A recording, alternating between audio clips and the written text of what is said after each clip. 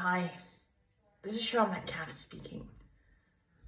I think one of the reasons now I'm afraid of my son losing his temper if I have to discipline him is that he already destroyed a guitar that may have been played by famous musicians and famous people and famous concerts in famous concerts.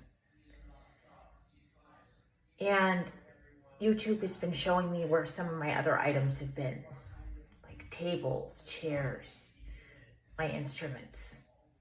And they were in famous movies, TV shows. My other instruments were also played by some famous people. It's revealing that. And the stories behind them they're interesting stories. I don't want the items destroyed because I think the stories behind them are also interesting. And in the context of the story, I've lived feeling like a Cinderella, feeling like a slave to cleaning my home, having had CPS on my case.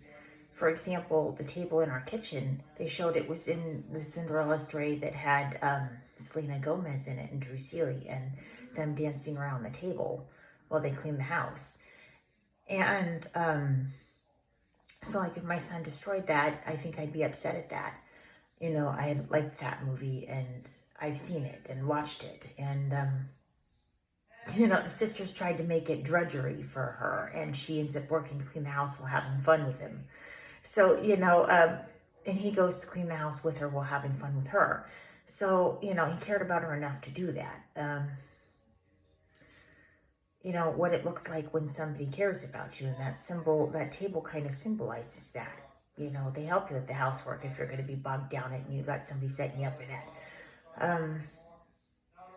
So yeah, I wouldn't want my son destroying that, or there's other things I don't want my son destroying. I'm worried about him destroying things that there might be interesting stories behind them. So yeah, I want my son to straighten out his behavior and get it straightened out. This is Cheryl Metcalf speaking.